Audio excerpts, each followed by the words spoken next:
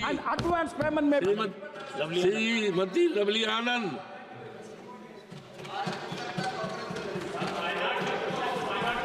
बहुत बहुत धन्यवाद अध्यक्ष महोदय, सभापति महोदय। मैं आपदा प्रबंधन संशोधन विधेयक 2024 पर बोलने उठी हूँ। आपने हमें बोलने का मौका दिया है, धन्यवाद करती हूँ। महोदय, मैं कोसी में पैदा हुई हूँ और बागमती क्षेत्र से सांसद हूँ। ये दोनों ही क्षेत्र बाढ़ की विभीषिका झेलने को अभिशप्त है।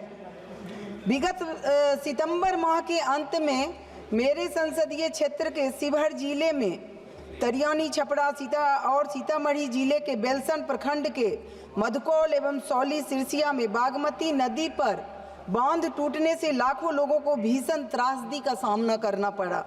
अरबों खरबों की फसल गई, मकानें, सड़कें, स्कूल, अस्पताल सभी बाढ़ की तबाही के भेंट चढ़ गए। ऐसा इसलिए हुआ कि 20 वर्षों से बांध की कोई मरम्मती नहीं हुई। उस समय में हुई थी, अटल जी के समय में भी हुई थी और उससे पहले इंदिरा जी के समय में हुई थी। तब से आज तक मरम्मती के नाम पर सिर्फ विभाग और संवेदकों की मिली भगत से लूट मार और खाना पूर्ति ही होती रही है।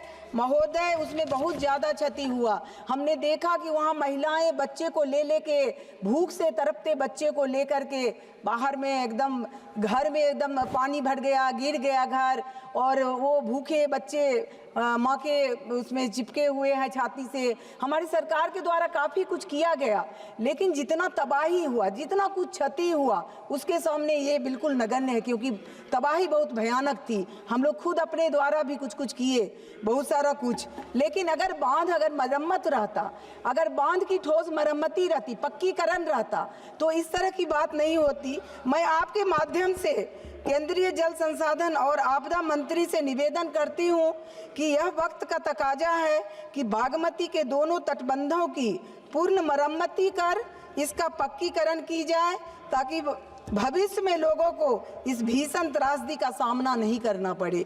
साथ ही मैं आपके माध्यम से यह भी निवेदन करती हूं कि जिस प्रकार यूपी में 4 रेल दावा अधिकरण है, लेकिन बिहार जैसे सघन आबादी वाले राज्य में एकमात्र पटना में ही है। ऐसे में इस अधिकरण की दूसरी शाखा उत्तर बिहार के समस्तीपुर जिले में खुलवाना अत्यंत आवश्यक है, ताकि रेल दुर्घटना के शिकार उत्तर बिहार के लोगों को इस सुविधा का आसानी से लाभ मिल सके। यही कह करके मैं अपनी वाणी को विराम देती हूं और इस बिल का हम लोग जनता दल यूनाइटेड के तरफ से इस बिल का पुरजोर समर्थन करती हूं। आपने हमें बोलने का मौका दिया, बहुत बहुत धन्यवाद। जय हिंद। धन्यवाद। माननीय ओवैसी